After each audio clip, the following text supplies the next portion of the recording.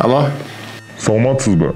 Сизди улуттук коопсуздук боюнча мамлекеттин комитетинин полковниги Асан Асановдун чыңызды алып жатат. Ооба, угуп жатам. Бизде сиздин паспорттук маалыматтарыңыз шектүү финансылык транзакциялар үчүн колдонулганы тууралуу маалымат бар. Ошондуктан биз сизден кээ бир маалыматтарды тактап алышыбыз керек.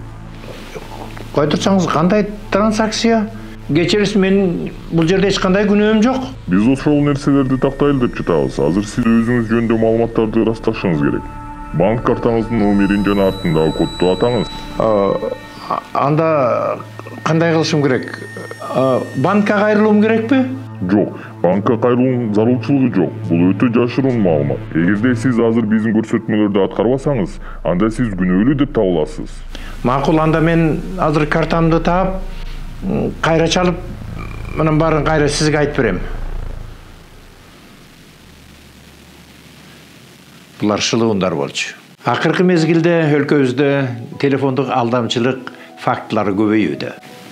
Шылуундар УКМКнын, милициянын же башка укук органдарынын аттарын атап, алардын атынан шылуундук иштерин аткарышат. Мындай учурда телефонду коюп, шылуун атаган укук органына телефон чалып, чын төгүнүн тактоо керек.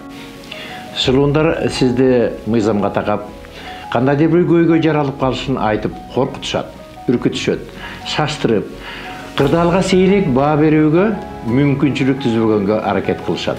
Мындай учурда сабыр кармаңыз дагы, шашылбаңыз. Шылуундар тергөөчү жашыруун болушу керек деген шылтоону айтып, сиздерден купуялуулукту талап кылышат.